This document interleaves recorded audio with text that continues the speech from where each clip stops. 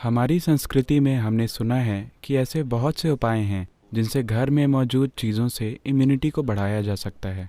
क्या आप घरेलू उपचार से इम्यूनिटी यानी प्रतिरोधक क्षमता को बढ़ाने के बारे में थोड़ा प्रकाश डाल सकते हैं? देखिए, इम्यूनिटी को रातों रात नहीं बढ़ाया जा सकता, हमें ये समझना होगा। आमतौर पर मेरा मानना है कि कई कारणों से लोगों की जीवन शैली और भोजन के पैटर्न को देखते हुए मुझे लगता है कि इसकी जांच होनी चाहिए, इसकी मेडिकल जांच होनी चाहिए।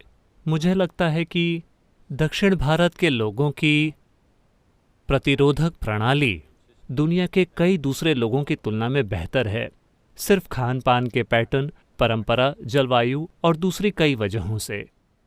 आपको ये समझना होगा कि उष्णकटिबंधीय जलवायु में और जगहों की तुलना में कहीं अधिक जीव रूप पाए जाते हैं, जिसमें सूक्ष्म जीव भी शामिल हैं। उनकी संख्या और विविधता बहुत बहुत ज्यादा है। तो इस धरती पर रहने भर से ही सिस्टम और अधिक लचीला हो जाता है, क्योंकि हम हर समय इन चीज़ों के संपर्क में रहते हैं। ये एक पहलू है। एक और चीज़ है भोजन, एक और चीज़ है जीवन शैली। ये सभी पहलू हैं। बड़े पैमाने पर कृषि समुदाय होने की वजह से हम में से ज़्यादातर लोग, अगर इस पीढ़ी में नहीं तो पिछली पीढ़ी में, हम सभी कृषि समुदायों से ही आए हैं। तो लोग ज़मीन पर रहते थे, इसने ही उन्हें ज़बरदस्त मजबूती दी। दुनिया के ज़्यादातर हिस्सों में 80% से अधिक आबादी शायद 100 साल पहले खेती किसानी से दूर हो गई। भारत में हम ज़मीन से दूर हुए हैं केवल 25-30 सालों पहले। यह फ़ायदा अभी भी हमारे साथ है। ये ज़्यादा दिनों तक हमारे साथ नहीं रहेगा। अगर हर कोई ऊंचे ऊंचे अपार्टमेंट्स में रहना शुरू कर दे, धरती के संपर्क में आए बिना, और लैब के चूहों की तरह रहना शुरू कर दे, हर चीज़ से सुरक्षित, तो हमारी इम्यूनिटी भी कम हो जाएगी। लेकिन मुझे लगता है कि ये फ़ायदा अभी भी हमारे साथ है। लेकिन अभी मैं अपनी इम्यूनिटी बढ़ाने के लिए क्या कर सकता हूँ? जैसा कि मैंने कहा, ये कोई रातों रात होने वाला समाधान नहीं है, लेकिन समय के साथ आप ऐसा कर सकते हैं।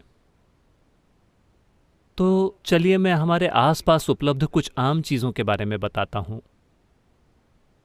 एक बात है, मुझे ये ज़रूर बताना चाहिए, हम पवित्र भस्म वाले लोग हैं। हम हमेशा किसी न किसी तरह से भस्म लगा कर रखते हैं। अगर आप इसका उपयोग करना जानते हो तो कई तरह की भस्म होती है।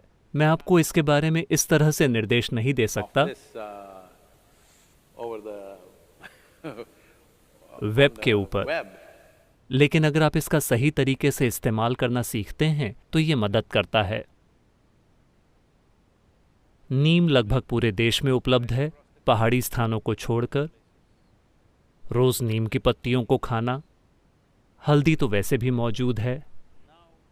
आजकल लोग नैनो हल्दी बना रहे हैं, जिसे हमारा शरीर आम हल्दी की तुलना में ज़्यादा आसानी से सोख लेता है। ये भी आपके इम्यून सिस्टम को काफ़ी बेहतर बनाती है। अगर आप आंवले को, जिसे गूसबेरी या नल्लीकाई भी कहते हैं, अगर आप इसे रात भर शहद में भिगोकर रखते हैं, साथ में कुछ टूटी हुई काली मिर्च या ग्रीन पेपर, मैं उन लोगों के लिए कह रहा हूं जो दूसरे देशों से हैं। ग्रीन पेपर से मेरा मतलब हरी मिर्च नहीं है, कहने का मतलब है कच्ची काली मिर्च, जिसे आपने दुनिया के ज़्यादातर हिस्सों में नहीं देखा होगा। यहाँ ये हमारे लिए बहुत आम है। तो इसे शहद में भिगोएं और हर दिन 3 चम्मच, दिन में 3 बार इसका सेवन करें। ये सभी चीज़ें सबसे अच्छी तरह तब काम करती हैं जब आप खाली पेट होते हैं, तो सुबह सबसे पहले आप इसका सेवन करें। अगर आप ये चीज़ें करते हैं तो आप अपने इम्यून सिस्टम में काफ़ी बढ़ोतरी देख सकते हैं।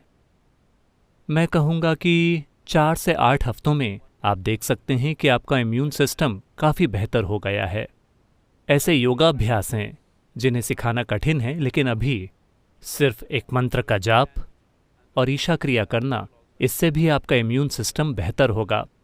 ये बात साफ होनी चाहिए कि ये कोरोना वायरस का इलाज नहीं है, ना ही ये इसकी रोकथाम है। मैंने अपना जाप किया तो मैं जाकर लापरवाही करूँगा, ये उस तरह काम नहीं करने वाला। ये ऐसी चीज़ें हैं जिससे आप एक अरसे के लिए करते हैं और अपने सिस्टम को मजबूत करते हैं कि जो अगला वायरस आएगा, आप शायद उससे निपटने के लिए एक बेहतर स्थिति में होंगे। यानी अगर आप जिंदा हों तो हाँ, इसे हल्के में ना लें, इसे हल्के में ना लें।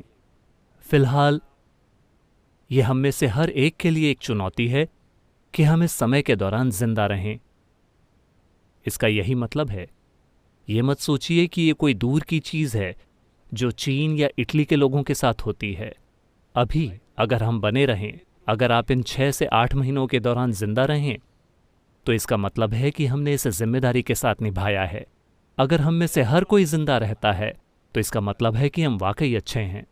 हम जागरूकता और जिम्मेदारी के साथ जीते हैं। इसका यही मतलब है। दुर्भाग्य से आज सरकार को सेना का प्रयोग करके इसे जबरदस्ती लागू करना पड़ रहा है, क्योंकि बहुत से लोगों को एहसास नहीं हो रहा है कि ये ज़रूरी है। और वो सोचते हैं, उन्हें लगता है कि ये काल्पनिक है। ये काल्पनिक नहीं है, ये हमारे सामने खड़ा एक ऐसा खतरा है जिसे हमें ठीक से संभालना होगा। चलिए मंत्र का जाप करते हैं। योग योग योगेश्वराय भूत भूत भूतेश्वराय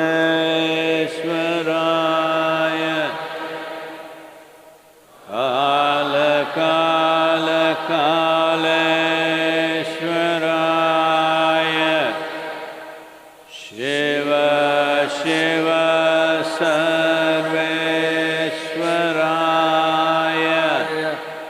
शंभो